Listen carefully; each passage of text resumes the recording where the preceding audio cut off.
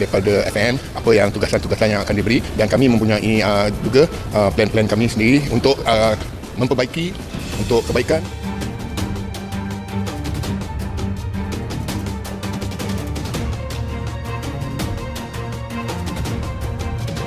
Tepat malam ini, di luar dugaan, AFF dan FAM Malaysia beri kritik pedas usai Indonesia U17 gagal di Piala Kemerdekaan. Kekecewaan menyelimuti publik sepak bola tanah air setelah timnas Indonesia U17 gagal meraih gelar juara Piala Kemerdekaan 2025. Dalam laga final yang digelar tadi malam, Garuda Muda harus mengakui keunggulan Mali U17. Kekalahan ini membuat Indonesia pulang tanpa trofi, meski sebelumnya tampil impresif di fase grup. Namun, yang lebih mengejutkan justru datang dari komentar AFF dan Federasi Sepak Bola Malaysia, FAM. Alih-alih memberi dukungan, kedua federasi tersebut melontarkan kritik pedas terhadap performa Indonesia U17. AFF menilai bahwa kegagalan Indonesia di final menunjukkan masih lemahnya konsistensi permainan. Menurut mereka, Indonesia terlalu mudah kehilangan fokus di momen krusial sehingga tidak mampu menuntaskan peluang emas yang dimiliki. Sementara itu, FAM Malaysia juga tidak kalah keras dalam kritiknya. Mereka menyoroti bagaimana Indonesia yang digadang-gadang sebagai salah satu tim muda terkuat di kawasan Asia Tenggara justru tampil gugup di laga penentuan. FAM menekankan bahwa sepak bola bukan hanya soal semangat, tetapi juga kesiapan mental dan strategi yang matang.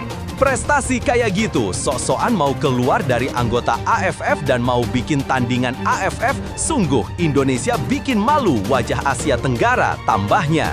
Kritik tajam dari AFF dan FAM ini tentu memicu reaksi beragam dari publik Indonesia. Sebagian menilai komentar tersebut wajar sebagai bentuk evaluasi, namun ada pula yang merasa kritik itu terlalu berlebihan, mengingat Indonesia berhasil menembus partai final. Tapi, Mimin minta tolong tonton video ini sampai selesai agar tidak ada kesalahpahaman yang terjadi. Dan tak bosan-bosan juga, tolong like dan share video ini ke media sosial kalian agar semua orang tahu apa yang sedang terjadi. Sementara itu, beralih ke timnas senior, Patrick Kluivert sedang dibuat pusing. 6 pemain timnas Indonesia terancam absen hadapi Kuwait dan Lebanon.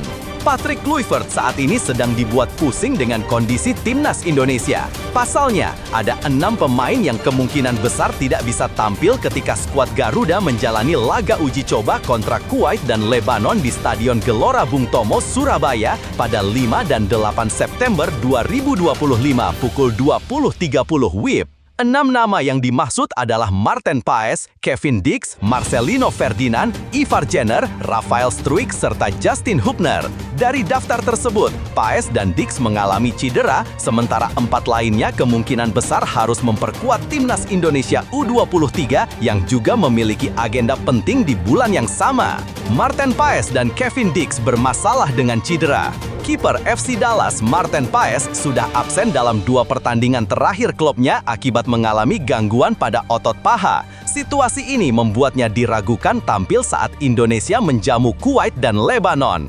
Sementara itu, Kevin Dix juga bernasib sama. Ia menderita cedera ketika membela Borussia Mönchengladbach melawan Atlas Delmenhorst di ajang DFB Pokal 2025 dalam 17 Agustus lalu. Walau pihak klub menyebut cederanya tidak terlalu parah, Dix tetap diragukan bisa segera kembali bugar. Bahkan, Mönchengladbach sudah menyiapkan opsi mendatangkan bek baru mengingat sang pemain memang kerap mengalami masalah fisik. Marcelino De Caf fokus ke timnas U23. Selain persoalan cedera, Kluivert juga harus menerima kenyataan bahwa tenaga Marcelino Ferdinand, Ivar Jenner, Rafael Struijk, dan Justin Hubner dibutuhkan untuk memperkuat timnas Indonesia U23. Mereka diproyeksikan tampil di kualifikasi Piala Asia U23 Grup J menghadapi Laos, Makau, dan Korea Selatan pada 3-9 September 2025. Kehadiran para pemain muda ini sangat vital bagi timnas U23 agar bisa finish sebagai juara grup dan mengamankan tiket langsung ke putaran final. Namun di sisi lain, absennya mereka di tim senior membuat Kluivert harus memutar otak untuk mencari alternatif pemain.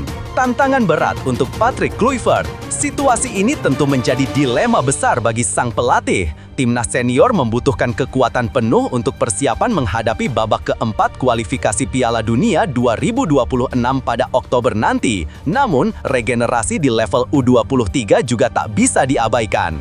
Absennya pemain inti seperti Marten Paes dan Kevin Dix karena cedera tentu mengurangi stabilitas tim, terutama di sektor pertahanan dan kiper yang selama ini jadi tumpuan.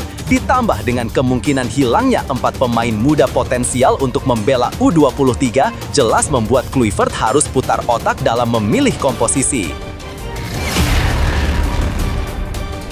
Banyak yang belum tahu, inilah harga terbaru Miliano Jonathans, calon naturalisasi Timnas Indonesia. Miliano Jonathans, pemain muda berbakat asal Belanda yang kini memperkuat FC Utrecht, tengah menjadi sorotan publik sepak bola Indonesia. Hal ini tak lepas dari statusnya sebagai calon pemain naturalisasi untuk Timnas Indonesia. Ketua Umum PSSI Erick Thohir sudah menyerahkan dokumen naturalisasi Jonathans kepada Kementerian Pemuda dan Olahraga, Kemenpora. Proses ini diharapkan bisa segera rampung agar sang pemain bisa memperkuat Garuda pada babak keempat kualifikasi Piala Dunia 2026 zona Asia. Dalam unggahan di akun Instagram pribadinya, Erick Thohir membagikan momen pertemuan dengan Menpora Dito Aryo Tejo di Jakarta pada Jumat 15 Agustus 2025. PSSI menyerahkan dokumen naturalisasi Miliano Jonathans, pemain FC Utrecht. Terima kasih atas dukungan penuh Menpora dalam membangun sepak bola Indonesia menuju Garuda mendunia.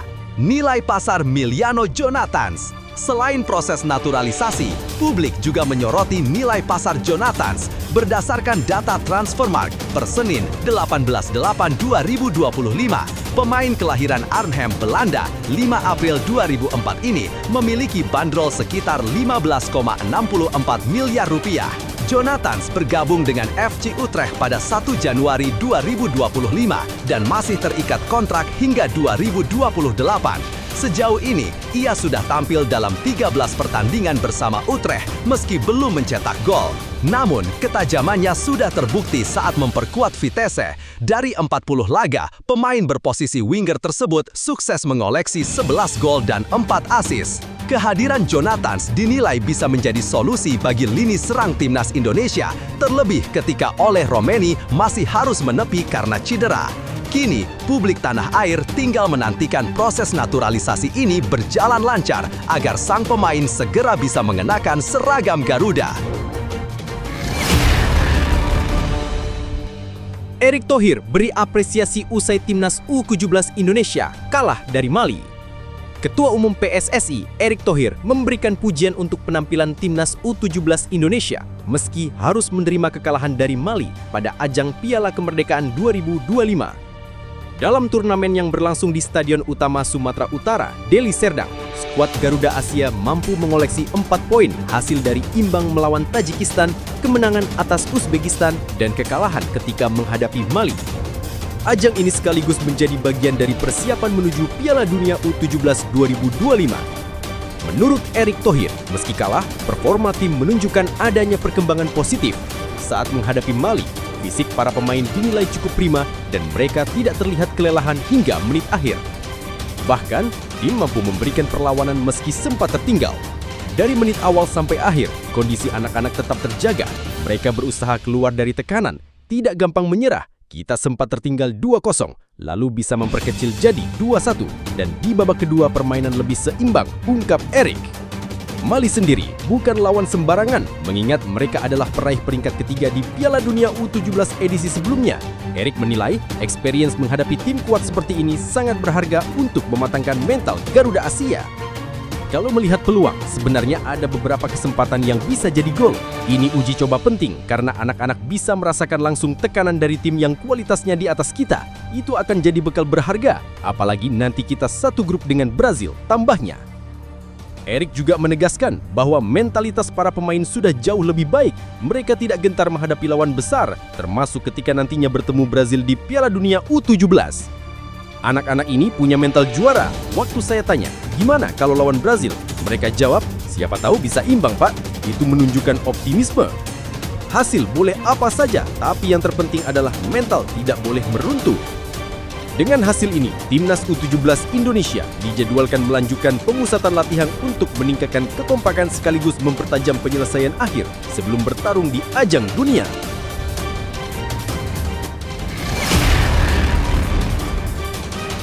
Nova Arianto angkat bicara usai Timnas U17 kalah dari Mali di Piala Kemerdekaan 2025. Pelatih Timnas U17 Indonesia, Nova Arianto, memberikan tanggapannya setelah tim asuhannya menelan kekalahan dari Mali pada laga pamungkas Piala Kemerdekaan 2025. Dalam pertandingan yang berlangsung di Stadion Utama Sumatera Utara Deli Serdang, Senin 18 Agustus 2025 malam WIB, Garuda Asia harus mengakui keunggulan Mali dengan skor 1-2. Tim lawan berhasil unggul lebih dulu lewat gol Zoumana Balo di menit ke-23 dan Seydou Dembele pada menit ke-35. Indonesia hanya mampu memperkecil ketertinggalan melalui sundulan Fadli Alberto di menit ke-37. Dengan hasil tersebut, Mali berhak mengangkat trofi juara, sementara Indonesia harus puas finish sebagai runner-up. Nova menilai lawan memang pantas keluar sebagai pemenang karena tampil solid dan mampu menguasai jalannya permainan. Usai pertandingan, mantan bek Timnas Indonesia itu mengakui bahwa laga tersebut memberikan banyak pelajaran penting bagi para pemain mudanya. Saya senang para pemain bisa belajar banyak dari pertandingan melawan Mali. Setelah ini, kami pasti akan melakukan evaluasi terkait performa mereka. Harapannya, anak-anak bisa terus berkembang.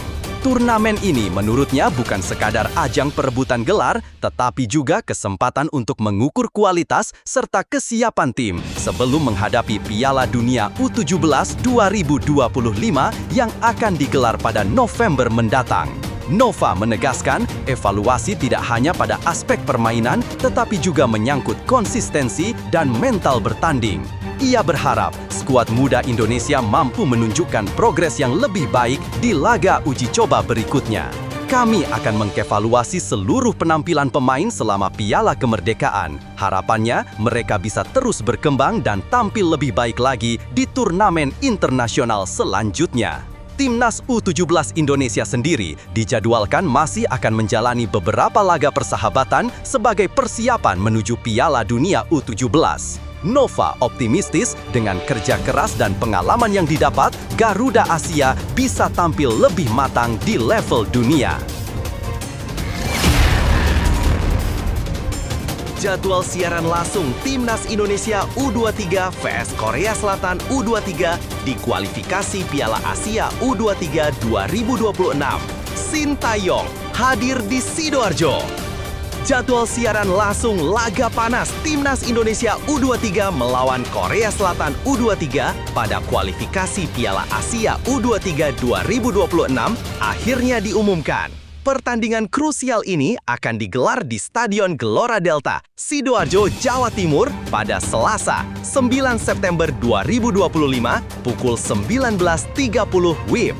Pertemuan ini diprediksi menjadi partai penentu juara grup J. Siapapun yang keluar sebagai pemenang berhak lolos langsung ke putaran final Piala Asia U23 di Arab Saudi. Indonesia siapkan kekuatan penuh. Timnas Indonesia U23 tergabung di grup J bersama Korea Selatan, Laos, dan Makau. Secara hitung-hitungan, Garuda Muda diyakini bisa melewati Laos dan Makau. Namun, duel kontra Korea Selatan akan menjadi tantangan terbesar. Sesuai regulasi, hanya juara grup yang bisa melangkah otomatis ke putaran final, sementara posisi runner-up masih harus bersaing memperebutkan jatah 4 slot terbaik. Karena itu, pelatih Gerald Vandenberg kemungkinan besar akan memanggil skuad terbaiknya. Beberapa pemain yang absen di Piala AFF U23 2025 berpeluang kembali memperkuat tim karena jadwal kualifikasi kali ini bertepatan dengan FIFA Matchday. Nama-nama seperti Tim Gapens, FC MN, Dion Marks, Top Os, Marcelino Ferdinand, Oxford United, Justin Hubner, Fortuna Sittard, Ivar Jenner, FC Utrecht, hingga Rafael Struijk, Dewa United masuk radar panggilan. Jika seluruh pemain inti hadir, kekuatan Garuda Muda bisa sangat berbahaya bagi lawan, termasuk Korea Selatan. Strategi Korea Selatan, hadirnya Sintayong. Menariknya, Korea Selatan U23 juga tak mau kalah serius. Federasi Sepak Bola Korea Selatan menunjuk Shin Tae-yong, mantan pelatih timnas Indonesia, untuk menjadi manajer tim mereka di kualifikasi ini.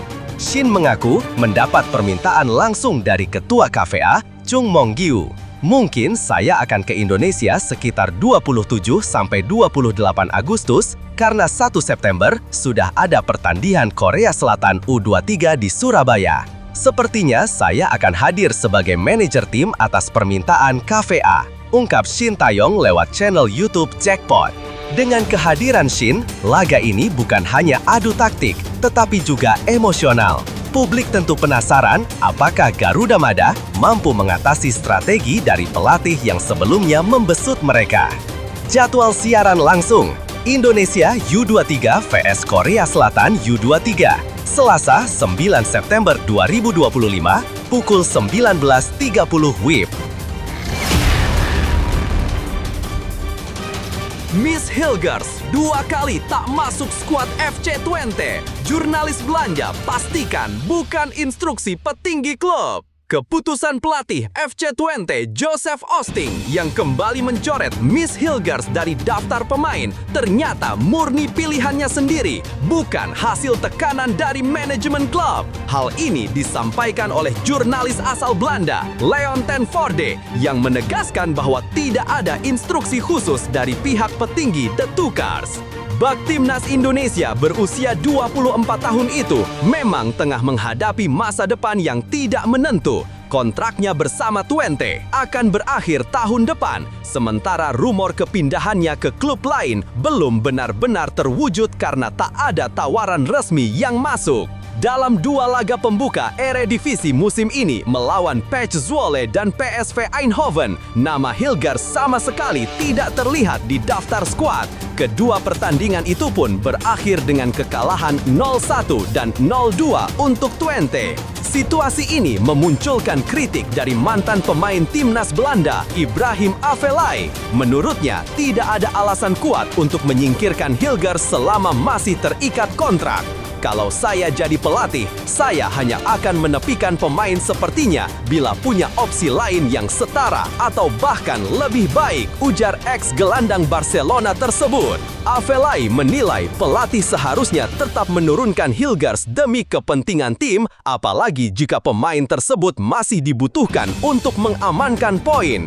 Meski begitu, Leon ten Voorde menegaskan keputusan tersebut sepenuhnya ada di tangan Joseph Osting. Ia menyebut memang ada diskusi dengan Direktur Teknik Jan Stroyer, namun tak ada arahan langsung dari manajemen untuk menyingkirkan Hilgers. Tentu ada pembicaraan internal, seperti mempertimbangkan apakah ada manfaatnya memainkan Hilgers sementara dia kemungkinan besar pergi sebelum 1 September, kata ten Voorde. Ia juga menambahkan, jika hasil buruk kembali menimpa Twente pada laga berikutnya melawan Heerenveen, tekanan publik agar Hilgers dimainkan bisa semakin besar. Untuk sekarang, dia masih di sini, tapi bila hasil melawan Heerenveen kembali mengecewakan dan Hilgers tetap disimpan, suara-suara untuk memainkannya akan semakin kuat, tutupnya.